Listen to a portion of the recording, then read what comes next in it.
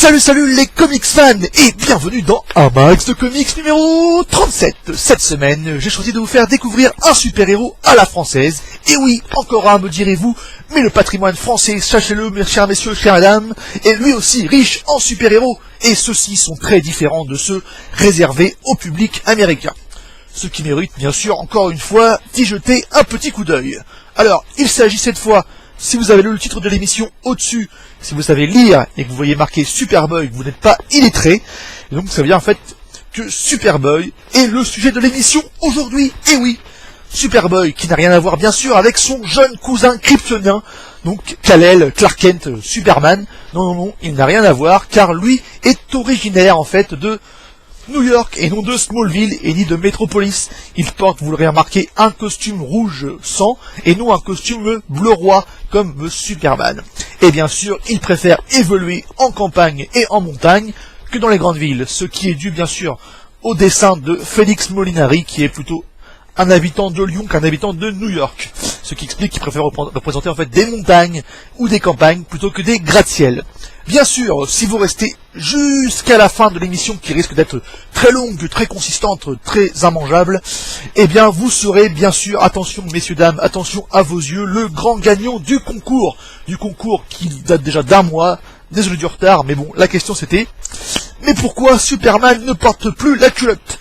Donc j'ai eu des réponses assez marrantes, assez drôles, d'autres qui étaient un peu, vas-y, c'est moi qui vais gagner.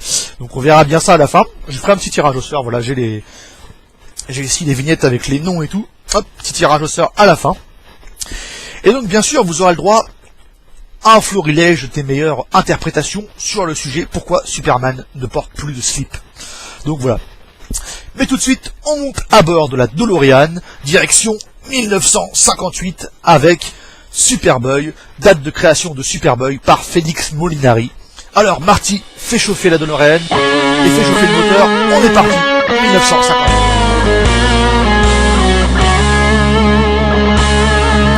Alors l'histoire de Superboy est très intéressante parce qu'il a en fait été créé plus de 10 ans après son premier numéro, donc le numéro de Superboy. En effet, le mensuel Superboy est un des premiers petits formats, donc c'est-à-dire en fait du 13 x 18 cm à sortir après-guerre. Donc il a été créé par l'éditeur et dessinateur Robert Bagage aux éditions Imperia. Il surfe alors en fait sur la fascination envers la jeunesse américaine, envers les GI. La plupart des couvertures sont peintes par Bagage, donc Bagage en français, et représentent en fait un jeune garçon américain en culotte courte, bretelles et coupe plaquée de gel. Celles-ci sont déjà dessinées pour la plupart par un jeune dessinateur du nom de Felix Molinari et flirtent en fait entre la science-fiction bon marché et le récit de guerre. En effet, une des publications les plus importantes de l'éditeur après-guerre reste le mensuel Gary, donc mettant en scène en fait un GI américain durant la guerre du Pacifique. Mais justement, après-guerre, en fait, la folie en fait des récits guerriers, du résistant et des bons héros américains, va en fait laisser vite la place à une décennie de paix. Donc, pas de paix, de paix, vous avez compris. Donc, Robert Bagage se rend compte en fait qu'il faut flirter avec la nouvelle demande des jeunes Français, donc des récits réalistes basés sur des préoccupations du quotidien, qui font en fait fi de la Grande Guerre, de la Seconde Guerre mondiale, et qui sont ancrés dans la science-fiction. Donc je vous rappelle qu'on est quand même en 1958, et que c'est une date assez importante pour l'histoire de France. Cette date que choisit Superboy pour faire surface n'est pas anodine. On est en pleine crise algérienne, et le super-héros, donc le surhomme de Gaulle, revient au pouvoir avec la 5e République. En effet, inutile de vous rappeler, si vous connaissez très bien les super-héros, que ceux-ci ne peuvent exister si il n'y a pas de crise, de conflit ou de guerre à régler. S'il n'y a pas de crise, de guerre, de conflit à régler, il n'y a pas d'ennemis, il n'y a pas de super-héros. Donc Superboy est un héros bien spécifique, car il participe en fait du rayonnement de la France dans le genre super-héros. Donc on doit d'abord en fait le design de son costume à Felix Molinari. Donc Felix Molinari qui est en fait un fan invétéré d'aviation, d'aéronautique, d'avion. Donc en fait vous l'aurez remarqué si vous avez vu les premières affiches, les premières couvertures, Felix Molinari en fait va devoir s'adapter et imaginer un homme volant. Donc crédible et réaliste, en fait, parce que selon les recommandations de la commission de surveillance des publications destinées à la jeunesse, qui date de 1949, qui fait encore son effet jusque dans les années 90. Donc en fait celle-ci en fait milite pour des récits ne dépassant pas, attention, le fantastique et la science-fiction de Jules Verne. Donc si on va plus loin que la Lune, si l'homme est surpuissant, ce n'est pas possible. Donc là c'est un super-héros qui est réaliste. Donc imaginez Batman, pour la commission, est réaliste. Superman ne l'est pas du tout. Donc en fait ils ont un problème contre les Supermen, en fait, qu'ils appellent, attention, ils appellent ça les Hercules microcéphales. Donc je vous laisse méditer sur ce terme là, c'est assez marrant. Donc Superboy, vous l'aurez compris, est bien un héros bien français, malgré sa nationalité américaine, à mi-chemin, on va le voir, entre Batman et Superman, et surfant sur les avancées aéronautiques de l'époque, et bientôt sur la course à l'espace. Allez, à tout de suite sur les origines d'un héros cartésien. Donc vous l'aurez compris, aujourd'hui je vais vous dire la vérité sur Superboy. Donc c'est vrai en fait que Superboy ressemble étrangement, de par son costume rouge, son casque et ses aérojets, à Adam Strange. Donc Adam Strange qui est une espèce d'aventurier spatial qui était mandaté sur la planète, je ne sais plus le nom, par le rayon Zeta pour sauver la population là-bas. Donc c'est un héros de DC Comics, voilà, et qui était publié en fait en France dans les années 60 dans Monde Futur. Donc cependant, Superboy en fait va recouvrir des dimensions propres à d'autres super-héros. Donc si on prend par exemple ses super-pouvoirs, ils sont d'origine en fait technologique, à l'instar de Batman ou Iron Man. Mais ces pouvoirs en fait vont demeurer réalistes, crédibles, car ils s'inspirent en fait de technologies existantes ou ayant existé à l'époque. Donc tout d'abord, il porte un casque rouge avec des rainures jaunes. Donc on retrouve d'ailleurs chez les aviateurs à l'époque. Donc en effet, il dispose en fait d'un équipement avec un masque respiratoire que les aviateurs portaient. Donc lui en fait il l'utilise pour évoluer sous l'eau ou au-dessus de l'atmosphère. Et donc on retrouve en fait ça chez les pilotes de chasse à l'époque. Donc il porte une cape rouge et jaune pour faire plus aérien et bien sûr se rapprocher de son aîné, donc son aîné qui est bien sûr Superman. Mais pour voler, en fait, il n'utilise pas la gravité, ni l'énergie solaire, mais bien une technologie réaliste. Donc il dispose en fait d'un jetpack. Donc un jetpack qu'on retrouve, je vous l'ai dit, chez Adam Strange, ou encore chez le Rocketeer aux États-Unis à la même époque, dans les années 50. Donc cette technologie en fait s'inspire de la ceinture à réaction. Donc c'est pourquoi en fait vous le voyez ici, Superboy porte une ceinture à réaction.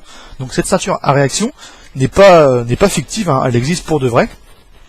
Donc cette ceinture à réaction a été créée par Wendell Moore, donc un ingénieur américain, en 1958. Donc qui a même en fait plus tard été testé devant le président Kennedy, rien que ça. Mais voilà, c'était affligeant, la durée de vol ne dépassant pas 1 minute et demie. Donc de ce côté-là, Superboy est vraiment science-fiction parce qu'il réalise un jetpack qui fonctionne, quoi, tout simplement.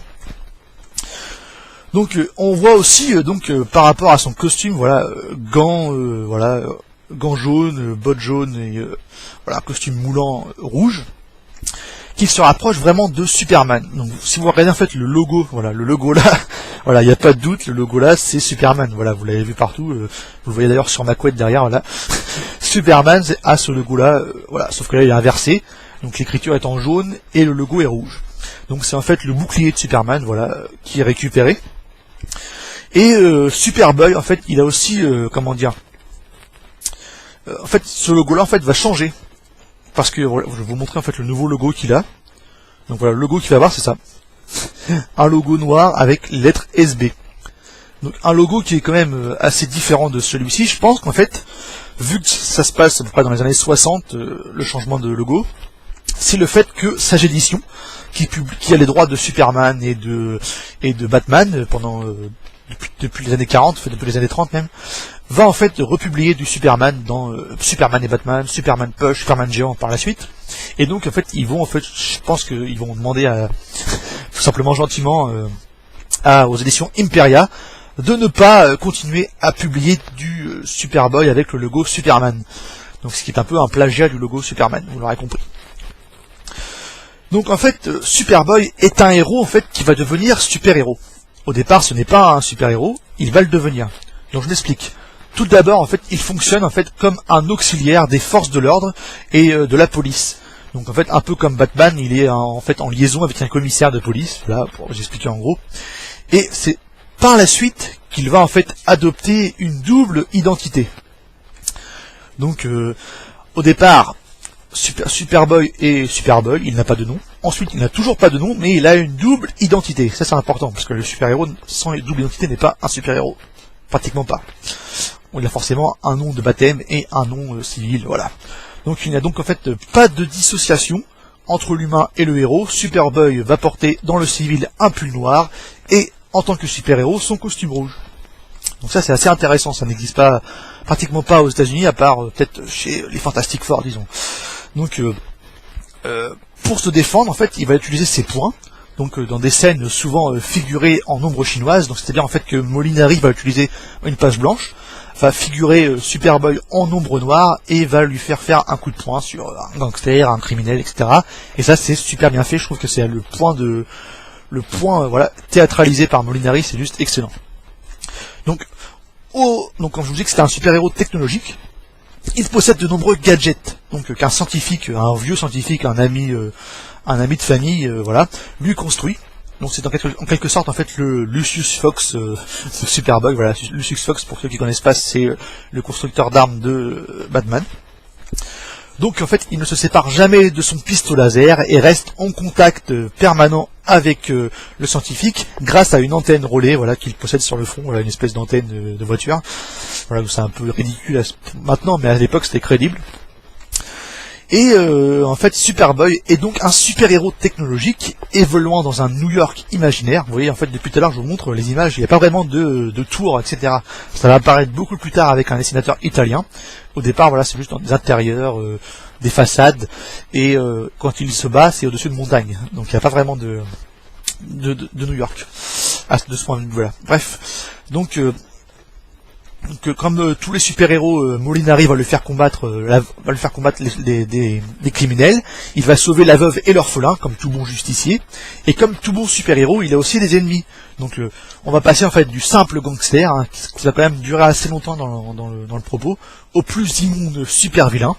Et c'est ce qu'on va voir en fait tout de suite dans la partie intitulée Premier combat, premiers ennemis. À tout de suite. Donc au niveau des vilains, il faut dire en fait que Molinari est fan du détective Dick Tracy, donc un comic strip de Chester Gould, hein, qu'il a connu durant sa jeunesse, et qui utilise en fait des gangsters avec un visage assez marqué, par exemple de grandes oreilles, un gros nez, de grands sourcils, des costumes rayés, des cigares. Donc si vous l'avez pas vu, je vous invite à voir le film Dick Tracy. Donc généralement je l'ai voilà en DVD ici, je vous le sors. Donc le film Dick Tracy, le voici, le voilà. Donc je vous invite à le voir. Vous comprendrez pourquoi en fait les vilains ont des visages marqués. Donc je sais pas si on va le voir. Voilà, je vais vous mettre l'image ici. Ça reste assez flou. Voilà, je vous conseille de voir le film de Dick Tracy. Vous comprendrez les ressemblances entre Superboy et le détective Dick Tracy. Et ce qui explique aussi que Superboy mène des enquêtes pour la police. Hein, ça c'est clair. Donc on doit aussi en fait l'atmosphère film noir très marquée. Donc je vous montre un peu des dessins, voilà, très noir, très ancré dans le noir. En fait, on le doit en fait à Milton et Thierry et les pirates. Voilà, vous verrez, c'est sorti récemment. Vous regardez un exemplaire de Thierry et les pirates, vous verrez que Molinari s'inspire largement au niveau des dessins de Milton. Donc ainsi, les premiers ennemis du super-héros sont d'abord des gangsters, donc faisant un trafic de diamants, dérobant ceci à une œuvre de bienfaisance. Donc on est en 1962, je crois que j'avais relevé ça par là. Et donc voilà, c'est vraiment le criminel de base, quoi, le gangster avec le gun et puis le costume. Voilà, il n'y a pas de super vilain à l'époque. Donc Superboy va ensuite combattre des extraterrestres Inca, qui s'avèrent en fait être des amis, voilà, désarmer Lee Oswald, le tueur qui a tué Kennedy alors qu'il tente une nouvelle fois de s'en prendre à un président des États-Unis. Il va découvrir des bateaux échoués dans le triangle des Bermudes, ou encore mettre fin au règne indigne d'un tyran hindou. Donc ce qui fait de ce côté-là, en fait, il y a quand même un parallèle entre Adam Strange et lui, et ce qui fait de lui un véritable explorateur. Donc le super vilain, lui, va arriver tardivement, à fin des années 70, début des années 80. Il s'agira souvent d'un savant fou, de robots détraqués, ou par exemple un servant fou. Donc un servant fou, on a par exemple à un moment il y a un espèce de criminel qui se sert de requin tueur, un peu comme dans James Bond, et ça sert en fait en même temps que les dents de la mer. Donc voilà un peu les parallèles qu'il y a. Et le super vilain, lui, va arriver que très tardivement. Ça, c'est assez surprenant. Dans le super héros, par exemple, je sais pas, je prends l'exemple de Daredevil.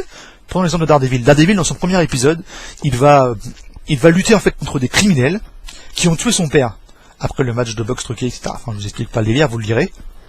Mais très vite, en fait, les super vilains vont apparaître dès le 3e ou 4e épisode. On va voir le hibou, Electro, etc. qui vont apparaître. Superboy, lui, ça va être beaucoup plus long. Ça va faire pratiquement 20 ans d'attente avant d'avoir un vrai super vilain.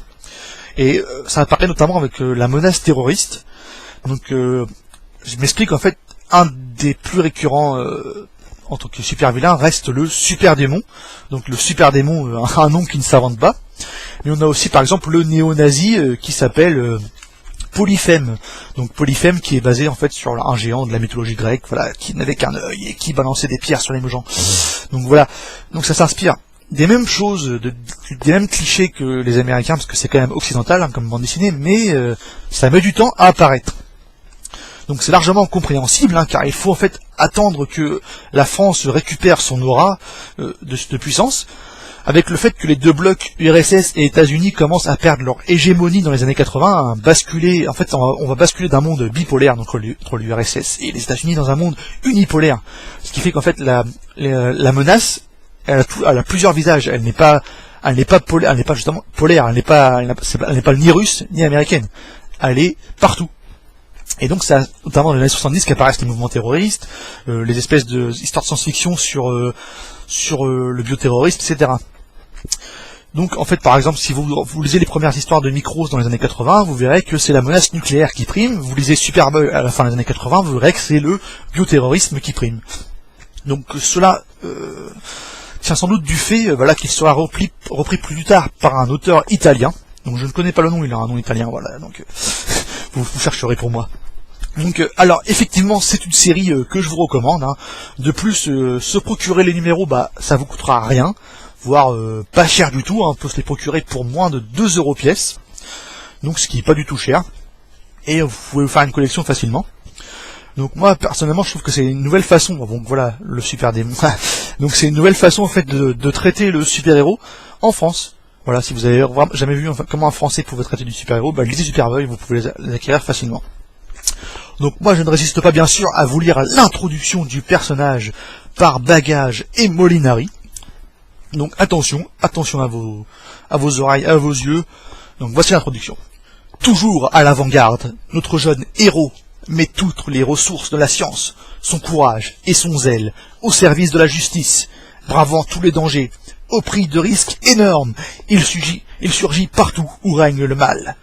De ces audacieuses interventions naissent alors l'ordre et la vérité. Donc je sais pas pour vous, mais je trouve que cette introduction, elle pète à mort pour l'époque. Alors, sans plus tarder, hein, je vous laisse avec Superboy. Nous, on se rejoint tout de suite pour le tirage au sort. Attention, vous l'attendiez tous depuis un mois, je vous ai fait mariner bien longtemps. Et tout de suite, tirage au sort. Qui remportera un slip rouge? Alors le voilà, le fameux tirage au sort. On l'attendait tous. Pourquoi Superman, je vais y arriver, ne porte plus de slip. Alors là je me suis dit, tiens, il s'est mis au caleçon long. Il s'était déjà mis au caleçon long. Il a acheté un boxer, non. Il a plus de slip. Donc vous m'avez donné plusieurs réponses, hein, certaines marrantes, certaines d'autres plus techniques. Donc je commence par la technique. Pour les techniques, en fait, beaucoup m'ont dit en fait que le réalisateur Zack Snyder, si je ne me trompe pas, qui va réaliser Man of Steel, qui est en train de le réaliser d'ailleurs, en fait, a voulu moderniser le personnage et en fait, on l'a récupéré en fait tel quel dans la bande dessinée sans slip. Donc c'est d'ailleurs arrivé par exemple aux X-Men. Par exemple, les X-Men dans le premier film sont apparus avec des tenues en cuir, avec voilà toutes simples, et dans la bande dessinée, les auteurs ont récupéré la même chose. Donc je pense que c'est à cause de ça. Ils ont voulu moderniser le personnage et enlever le slip qui d'ailleurs était ridicule. Mais moi je trouve pas que c'est ridicule d'avoir un slip au-dessus du pantalon, ça fait juste classe, ça fait coloré quoi. Voilà, là c'est tout bleu. Voilà, Superman sans slip, ce sera plus jamais le même Superman qu'on lisait avant, quoi, c'est tout. Donc je suis un peu indigné à ce niveau-là. Donc certains m'ont dit en fait qu'ils l'ont oublié chez Wonder Woman, parce que si vous lisez la version originale, attention spoil, coupez la vidéo pendant à peu près 2 minutes, parce qu'il va y avoir un petit spoil. Donc Superman en fait, dans la version originale, on m'a dit que il s'était un peu accoquiné avec Wonder Woman, et donc Wonder Woman en fait tu avais piqué son slip. Donc ce qui est très possible, hein, parce que Wonder Woman c'est une sacrée... Voilà. Ça a été bipé, excusez-moi. Donc oui, donc voilà, on m'a dit ça, on m'a dit aussi que bien sûr c'était pour que je fasse gagner la personne qui répondrait à la question. Ça c'est aussi pas mal, j'ai bien aimé ce côté-là. Le fait d'avoir posé la question, ça permet de faire gagner celui-là qui va répondre. Ça c'est une réflexion pas mal. Donc on a eu beaucoup, je vous invite à aller lire dans les commentaires, hein, je vais pas tous vous les relire. Et nous, on va passer aux gagnants, parce que là vous avez le DC1, DC Saga 1 et DC Saga numéro 2, pour rien du tout, vous les avoir gratos. C'est assez difficile à se les procurer maintenant, hein. J'ai vu que ça commençait à avoir des prix dans les 20 € maintenant pratiquement. Donc voilà, là j'ai pris de la caisse, là c'est de la caisse, voilà. Ça c'est l'urne de psychopathe. Donc pourquoi Spider-Man, j'en sais rien, j'ai pris la caisse qui venait, hein. Donc ne me posez pas la question. Donc je vais vous l'ouvrir pour montrer que j'ai bien mis les papiers dedans. Voilà. Bon, il n'y a pas grand chose, il y en a, vous êtes à peu près 11-12 à avoir joué. Donc là je vais les mélanger. Et je vais tirer la personne au sort. Attention à vos yeux. Donc voilà, je mélange. Sinon la pulpe, elle reste coincée en bas. Donc je mélange. Et je ne regrette pas.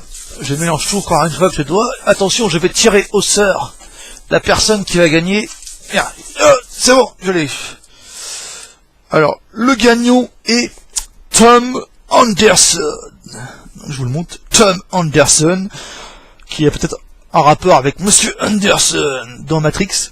Donc j'invite ce Monsieur Tom Anderson à m'envoyer un mail. Soit sur umdc@live.fr, soit m'envoyer un message directement par mon compte YouTube, ou encore sur Facebook, sur mon groupe Armax The Comics. Donc tu m'envoies un message, mon gars, voilà, Monsieur Anderson, voilà, tu essayes de pas m'envoyer l'agent Smith en même temps, et tu m'envoies ton message avec ton adresse, ton nom, et tu vas recevoir d'ici la semaine prochaine, je pense, voilà, DC Saga numéro 1 et 2, tu es le grand gagnant. Donc si malheureusement tu ne me répondrais pas dans une semaine, et j'essaierai de te contacter, et si tu ne me répondais pas encore, et je referai le tirage au sort, et ce sera quelqu'un d'autre qui gagnera. Donc tant pis pour toi. Donc moi, sur ce, je referme la boîte, voilà, avec les autres numéros. Ah oui, je vous montre quand même que les autres numéros n'étaient pas pareils, hein. Je vous montre un autre nom, voilà. Donc par exemple ici, là, voilà, le super démon 31.